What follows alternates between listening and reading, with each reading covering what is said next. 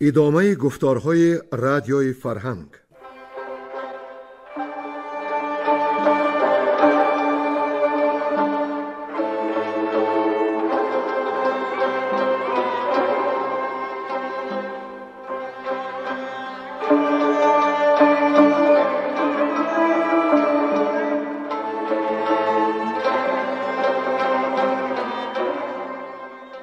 بسا رنج بردم در این سال سی، عجم زنده کردم بدین پارسی. بسا رنج بردم در این سال سی، عجم زنده کردم بدین پارسی.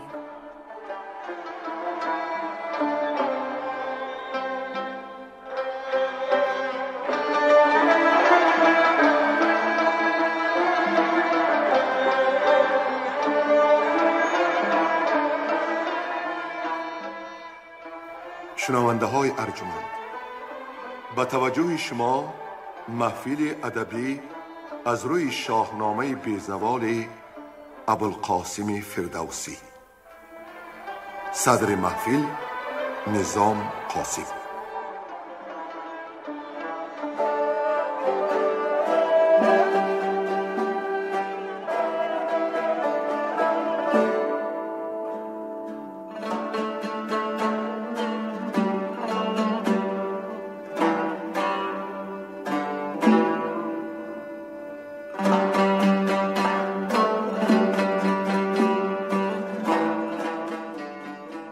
شنونده های عزیز، از گفتار پیشین در یادتان هست که کنیز شاه اردوان گلنار از کاخ بلند اردشیر را دیده به او دل داد و با عرض محبت و صداقت نزدش آمد.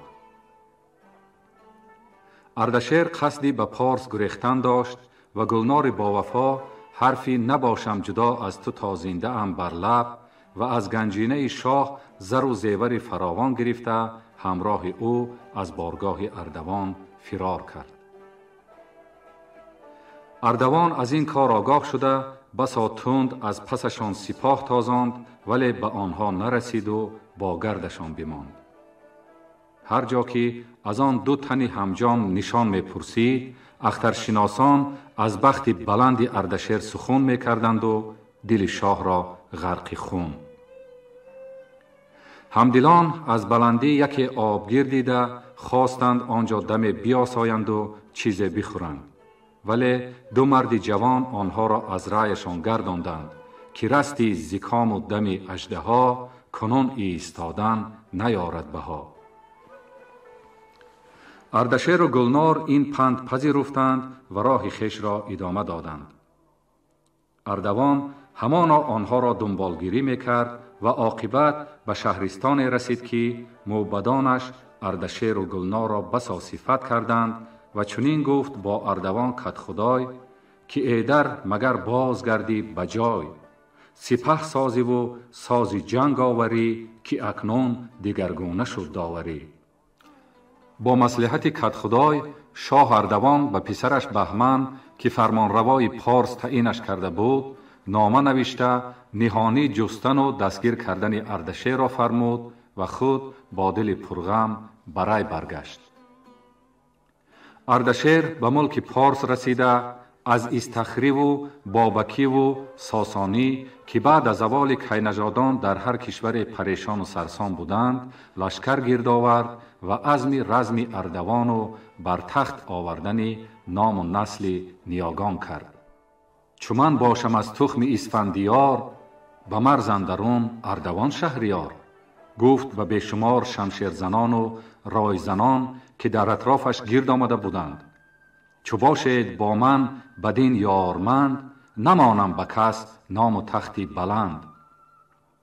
بابک نژادان پاسخ دادند که به دیدار چهر تو گشتیم شاد. ساسانیان عزم کردند که ببندیم کین را کمر بر میان، زیرا بدو گوهر از هر کسی برتری، سزد بر تو شاهی و کنداوری.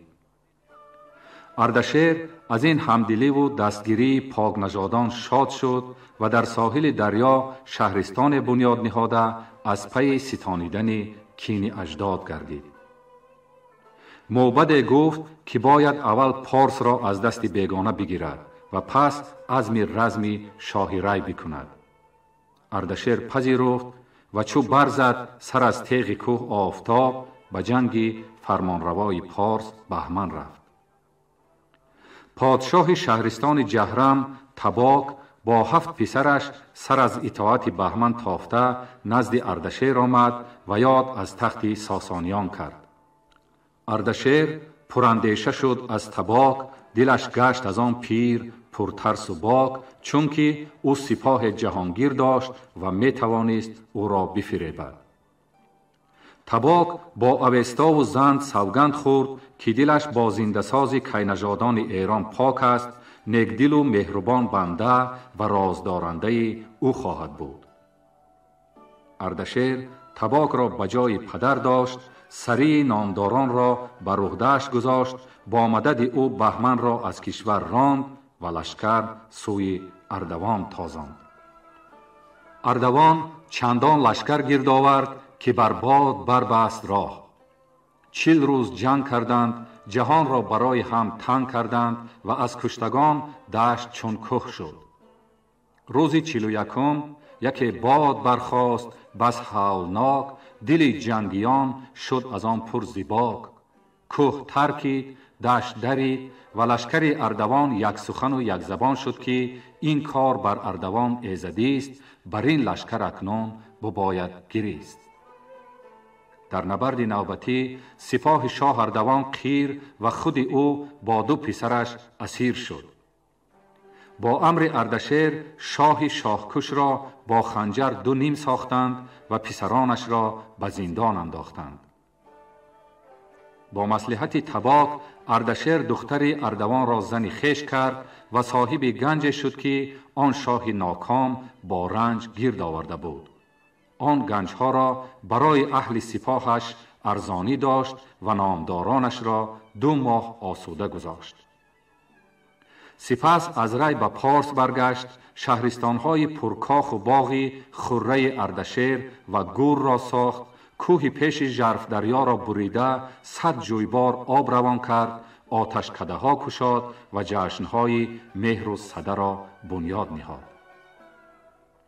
اینک ادامه داستان اردشیر بابکان را بشنوید. گوینده ها حاجی اسماعیل پیر محمد زاده، گلرخسار صفی، عبدالرشید خوجم قلوف، نظر یزدانی و بنده.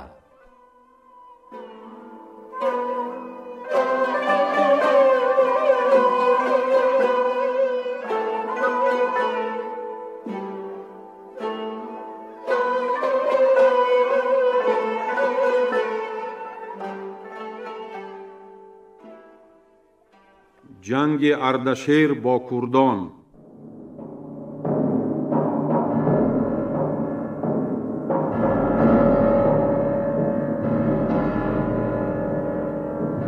سپاه زی استخر بیمر ببرد، بشد ساخته تا کند رزم کرد. چو شاه اردشیر اندر آمد به تنگ، پذیره شدش کرد بیمر به جنگ. یکی کار بود خوار و دشوار گشت، ابا کرد کشور همه یار گشت. یکی لشکری کرده بود پارسی، فزون طرز کردان 1-2 بسی. یکی روز تا شب برآویختند، سپاه جهاندار بگریختند. ز بس کشته و خسته بر دشت جنگ، شد آوردگه را همه جای تنگ. جز از شاه با خارمای سپاه، نبود نام داره بدان رزمگاه. ز خورشید تابان و از گرد و خاک، زبانها شد از تشنگی چاک چاک. همان گه درفش در آورد و شب، که بنشاند آن جنگ و جوش و جلب. یکی آتش دید بر سوی کوه، بیامد جهاندار با این گروه. سوی آتش آورد رو اردشیر، همان اندک مرد بر ناو و پیر. چو تنگ اندر آمد شبانان بدید، ابر میش و بز پاسبانان بدید. فرود آمد از اسب شاه و سپاه، دهانشان پر از گرد آوردگاه. از ایشان سبک اردشیر آب خواست، یکایک ببردند با آب ماست. بیاسود و لخت چرید آنچه دید، شبی تیره خفتان به سر برکشید. ز خفتان شایسته بود بسترش، به بالین نهاد آن کیی مغفرش. سپیده چو بر زد ز دریای آب، سری شاه ایران برآمد ز خواب. بیامد به بالین او سرشوبان، که پدرام باداد روز و شبان. چه بد بود کین دشت راه تو بود، نه آرام را خوابگاه تو بود. بپرسید از سرشوبان راه شاه، کزی در کجا یابم آرامگاه. چونین داد پاسخ که آباد جای، نیابی مگر باشدت رهنمای. از در کنون 4 فرسنگ راه، چو رفتی پدید آید آرامگاه. و آن روز پیوسته شد ده و ده، به هر ده یک نام بردار می. چو بشنید از آن سرشوبان اردشیر، ببرد از رمه راه بر چند و پیر. سپهبد ز کوه اندر آمد به ده، از آن ده سبوک پیش او رفت می. سواران فرستاد بر ناو و پیر، از این جای تا خره اردشیر. سپه را چو آگاهی آمد ز شاه، همش شاد دل برگرفتند و راه. به کردان فرستاد کارآگهان، که تا کار ایشان بجوید نهان. برفتند یاران و باز آمدند، بری شاه ایران فراز آمدند. که ایشان همان نام جویند و شاد، ندارد کسی در دل از شاه یاد. برانند کاندر سیتخر اردشیر، کهن گشت و شد بخت برناش پیر. چو بشنید شاه این سخن شاد گشت، گذشته سخن بر دلش باد گشت. گزین کرد از آن لشکری نامدار، سواران شمشیر زن 10,000. کماندار با تیر و ترکش 1000، بیاورد با خویشتن شهریار.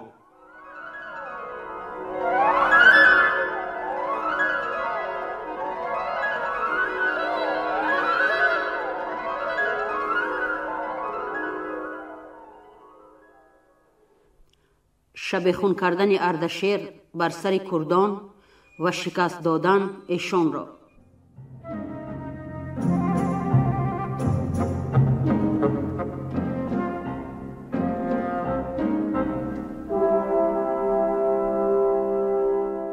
چو خورشید شد زرد لشکر براند، کسی را که نابودنی بود بماند. چو شب نیم بگذشت و تاریک شد، جهاندار با کرد نزدیک شد. همه دشت از ایشان پر از خفته دید، یکایک دل لشکر آشفته دید. چو آمد سپهبد به بالین کرد، اینان باره تیزتگ را سپرد. برآهیخت شمشیر و اندر نهاد، گیا را ز خون بر سر افسر نهاد. همه دشت از ایشان سر و دست بود، تن کشتگان 60 بر 60 بود. به اندازه از ایشان گرفتار شد، سترگی و نابخردی خوار شد. همه بوم هاشان به تاراج داد، سپه را همه بدره و تاج داد. چنان بود که دینار بر سر بتشت، اگر پیر مرد ببرده بدشت. نکردی به دینار او کس نگاه، زینک اختری روزو از داد شاه. ز مردی نکرد او بدین جنگ فخر، گرازان بیامد به شهر ستخر. بفرمود که اسپان به نیرو کنید، سلیح سواران به آهو کنید. چو آسوده گردید یک سر به بزم، کنید آنگه اندیشه روز رزم. دلیران به خوردن نهادند سر، چو آسوده شد گردگاه از کمر، پراندیشه رزم گشت اردشیر. چو این داستان بشنوی یادگیر.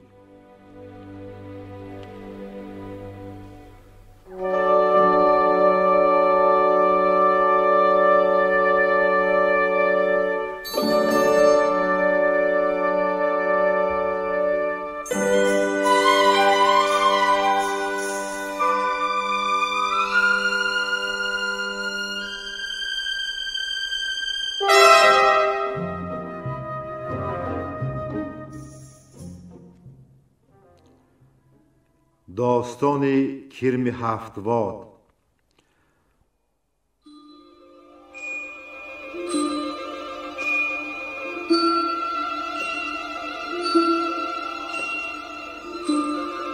ببین این شگفتی که دهقان چه گفت، بدانگه که بگشاد راز از نهفت. ز شهر کجاران به دریای پارس، چه گوید ز بالا و پهنای پارس. یکی شهر بود نیک مردم بسی، ز کوشش بودی خوردنی هر کسی. بدان شهر دختر فراوان بودی، که بیکام جوینده نان بودی. به یک روی نزدیکتر بود که، شدندی همه دختران هم گروه. از آن هر یکی پنبه بردی به سنگ، یکی دوکدان ز چوبی خدنگ. به دروازه دختر شدی هم گروه، خرامان از این شهر تا پیش کوه. برآمیختندی خورش ها به هم، نبودی به خود اندرو بیش و کم. نرفتی سخن گفتن از خواب و خورد، از آن پنبه‌شان بود ننگ و نبرد. شبانگه بودندی سوی خانه باز، شده پنبه‌شان ریسمانی تراز. بدین شهر بیچیز خرم نهاد، یکی مرد بود نام او هفتواد. بر این گونه بر نام و آوازه رفت، از ایرا که او را پسر بود هفت.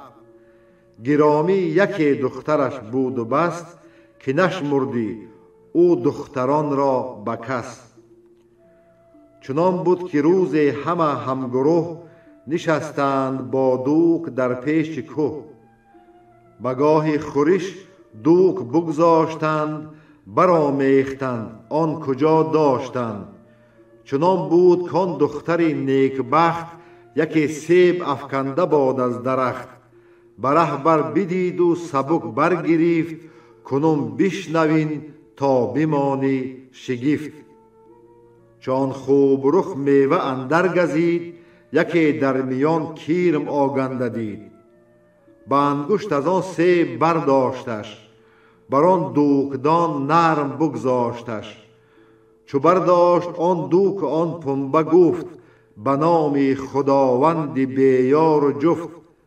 من امروز بر اختر کرم سیب، برشتن نمایم شما را نهیب.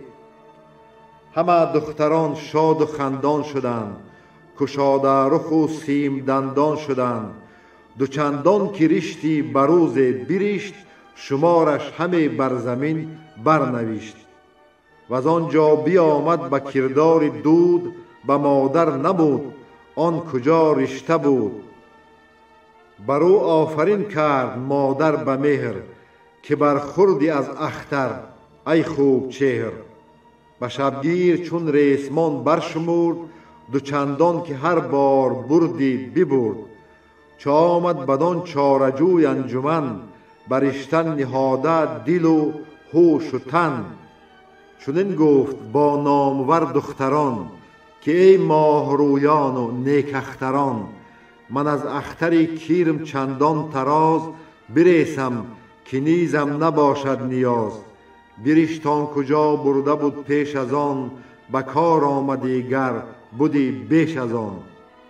سوی خانه بردان تراز کرشت، دلی مام او شد چو خرم بهشت.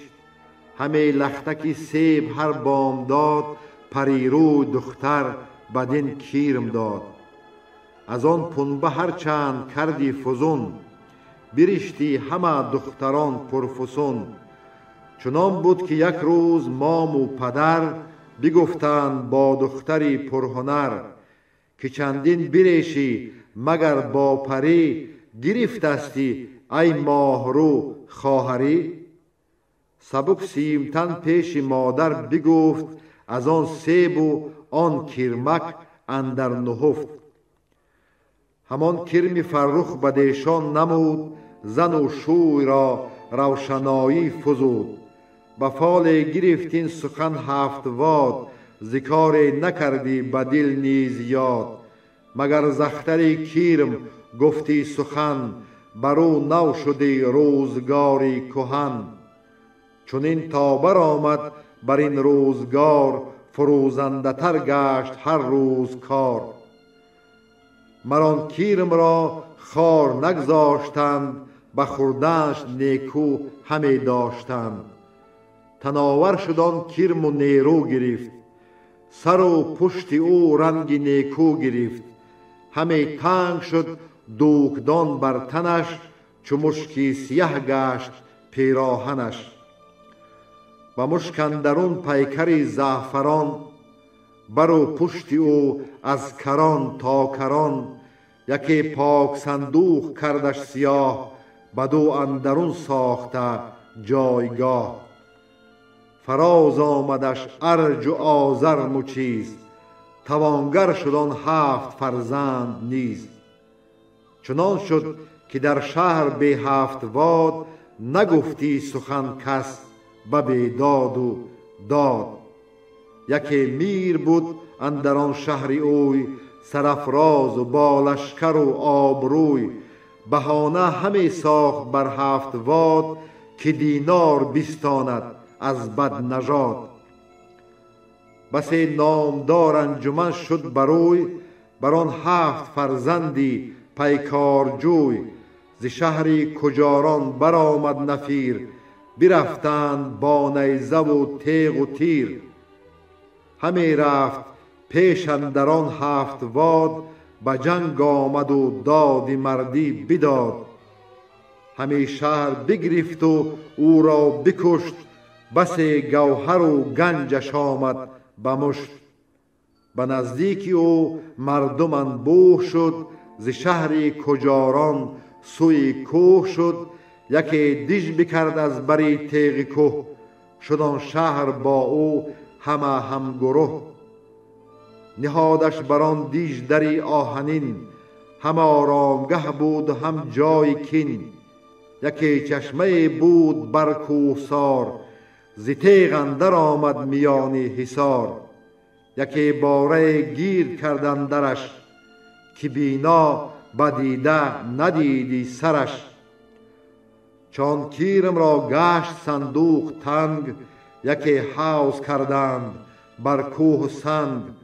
چو ساروج و سنگ از هوا گشت گرم نهادند کیرم اندرو نرم نرم.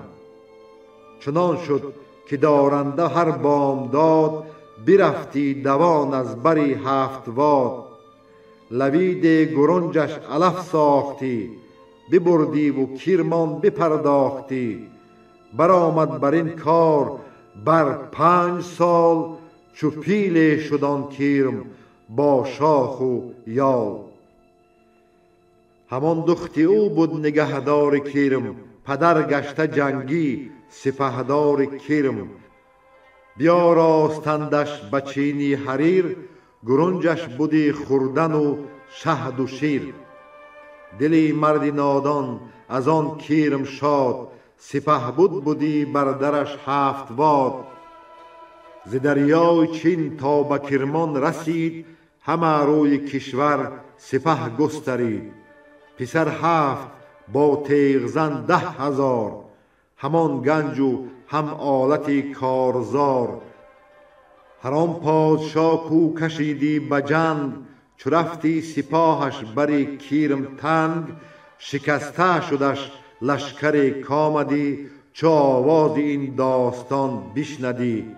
چنان شد دری نامور 7 واد که گیردش نیارست جنبید باد. چو آگه شد از 7 واد اردشیر نبود آن سخنها ورا دلپذیر سپهبد فرستاد نزدیک اوی سپاه بلندختر و نامجوی.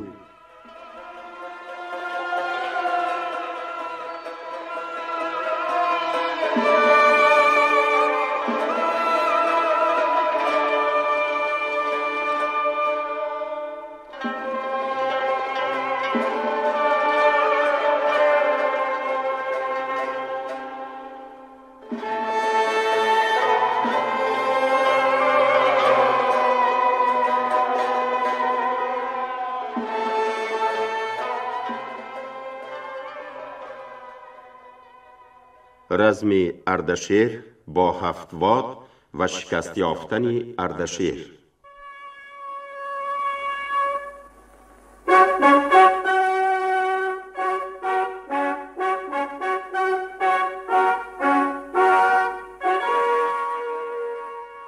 چو آگاه شد زان سخن 7 واد، از ایشان بدیل بر نیاورد یاد. کمینگاهی کردن در آن کنج کوه، بیامد سوی رزم خود با گروه. چو لشکر سراسر برآشفتند، به گرز و تبرزین همی کوفتند. سپاه اندر آمد ز جای کمین، سیه شد بر آن نامداران زمین. که کس باز نشناخت از پای دست، تو گفتی زمین پای اسپان ببست. ز کشته چنان شد در و دشت و کوه، که پیروزگر شد ز کشتن ستوه. هر آن کس که بود زنده زان رزمگاه، سبک باز گشتن نزدیک شاه. چو آگاه شد نامدار اردشیر، از آن کشتن و غارت و دار و گیر. غمی گشت و لشکر همه باز خواند، به زودی سلاح و درم برفشاند. به تندی بیامد سوی 7 واد، به گردون برآمد سری بدنژاد. بیاورد گنج و سلاح از حصار، برو خوار شد لشکر و کارزار. جدا بود از او دور مهتر پسر، چو آگاه گشت او ز رزم پدر. برآمد ز آرام و از خورد و خواب، به کشتی بیامد بدین روی آب.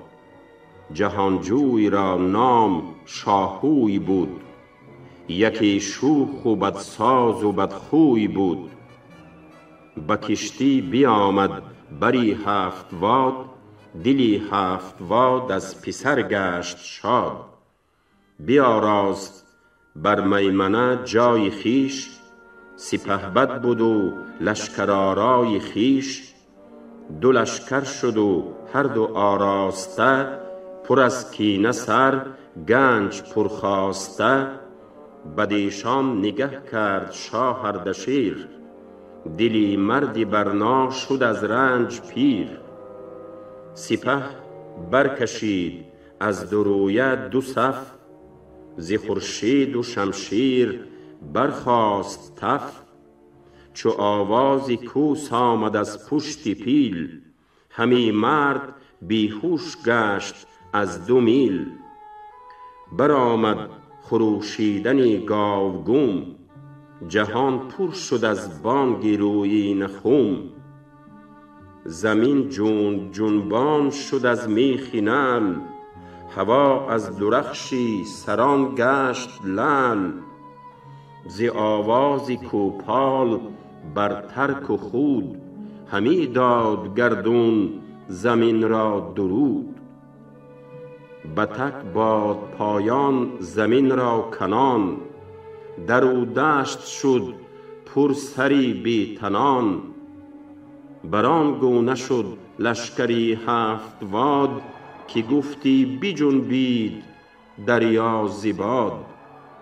بیابان چنان شد ز هر 2 سپاه، که بر مور و بر پشه شد تنگ راه.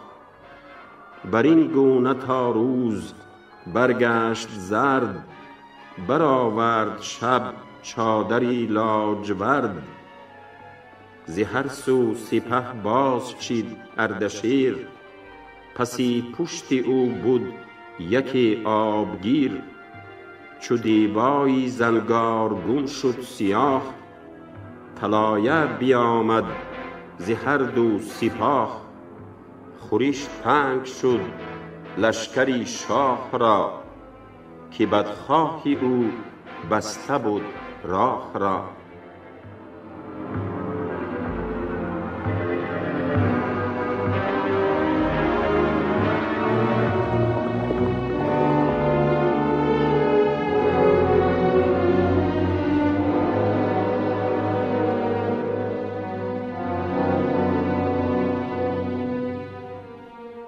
تاراج دادن مهرک نوشزاد خانه اردشیر را.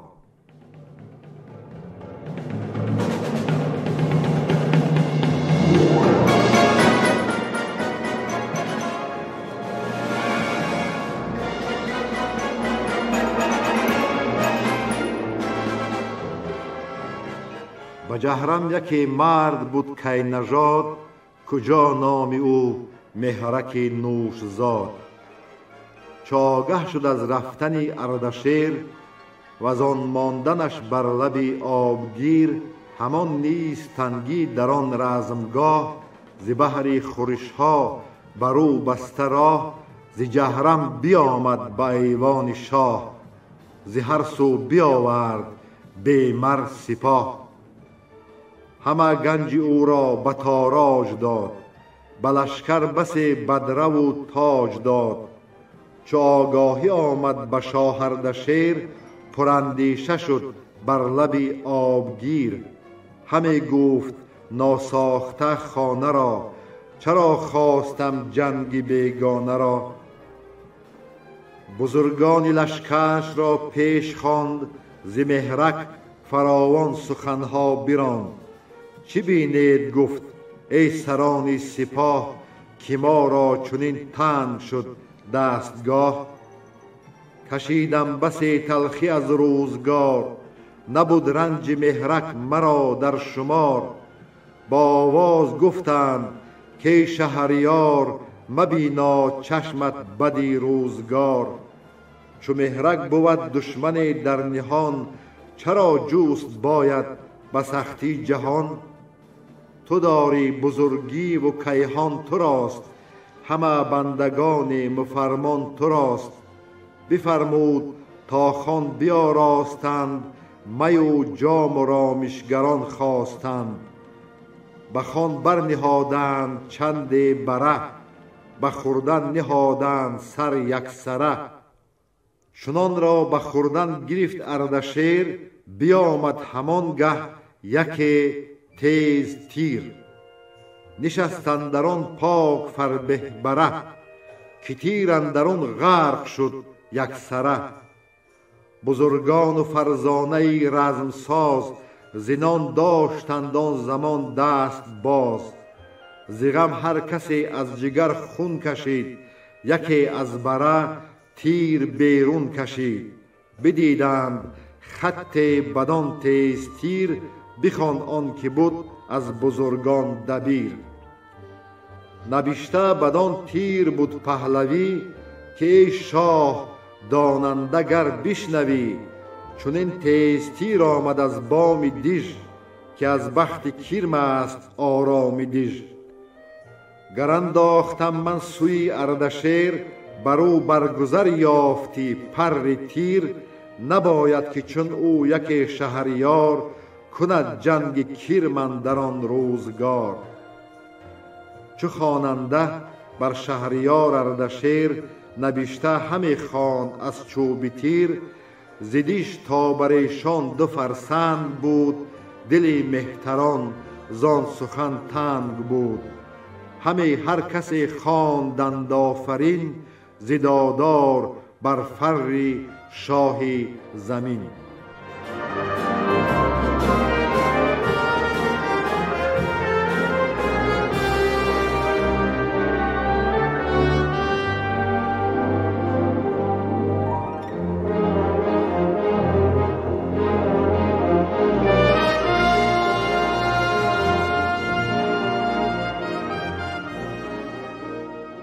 آگاهی یافتن اردشیر از کار کیرم، چاره نمودن و کشتن او کیرم را.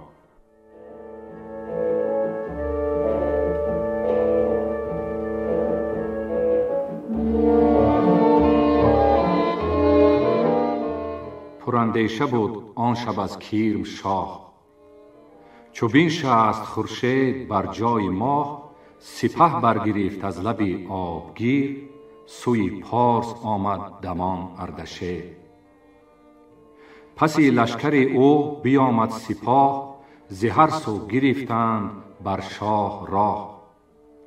بکشتند هر کس که بود نامدار، همه تاخت با ویژگان شهریار. خروش آمد از پس که از بخت کیرم، که رخشنده بادا سر تخت کیرم. همه گفت هر کس که اینت شگفت، کز این هرگز اندازه نتوان گرفت. بیامد گریزان و دل پرنهه، همه تاخت اندر فراز و نشه. یک شارسان دید جای بزرگ، براندند با پویه اسپان چو گرگ. چو تنگ اندر آمد یک خانه دید، بدر بر دو برنای بیگانه دید. ببودند بر در زمان به پای، بپرسید از او این دو پاکیزه رای، که بیگه چنین از کجا رفته، که با گرد راه دو آشفته. بدو گفت از این سو گذشت اردشیر، وزو باز مانده ما خیره خیر. که بگریخت از کیرم و از هفت واد، وزان به هنر لشکری بدنژاد. بپیچید بر جای هر دو جوان، پر از درد گشتند و تیر روان. فرود آوریدندش از پشت زین، برو هر دو آن خواندند آفرین. یکی جای خرم بیاراستند، پسندیده خانه بپیراستند. نشستند با شاه گردان به خوان، پرستش گرفتند هر دو جوان. به آواز گفتند ای سرفراز، غم و شادمانی نماند دراز. نگه کن که ضحاک بیدادگر، چی آورد زان تخت شاهی به سر. هم افراسیابی بداندیش مرد، کزو بود دل شهریاران به درد. سکندر که آمد بدین روزگار، بکشت آن که بود در جهان شهریار. برفتند و زیشان به جز نام زیشت، نماند و نیابند خرم بهشت. نماند همین نیز بر هفت واد، بپیچد به فرجام از آن بدنژاد. ز گفتار ایشان دل شهریار، چنان تازه شد چون گل اندر بهار. خوش آمد گفتار آن دلنواز، بکرد آشکارا و بگشاد راز. ز فرزند ساسان منم اردشیر، یک پند باید مرا دلپذیر. چی سازیم با کیرم و با هفت واد، که نام و نژادش به گیتی مباد. سپهدار ایران چو بنمود راز، جوانانش بردند هر دو نماز. بگفتند هر دو انوشه بودی، همیشه ز تو دور دستی بدی. تن و جان ما پیش تو بنده باد، همیشه روان تو پاینده باد. سخنها که پرسیدی از ما نخست، بگوییم تا چاره سازی درست. تو در جنگ با کیرم و با هفت واد، بسنده نیی گر نپیچی زداد. یکی جای دارند بر تیغ کوه، بدو اندرون کیرم و گنج و گروه. به پیش اندرون شهر و دریا به پشت، دیژه بر سر کوه و راه درشت. همان کیرم که از مغز اهریمن است، جهان آفریننده را دشمن است. همه کیرم خانی به چرم اندرون، یک دیو جنگی است ریزنده خون. سخنها چو بشنید از او اردشیر، همه مهر جوینده و دلپذیر. بدیشان چنین گفت کار رواست، بد و نیک ایشان مرا با شماست.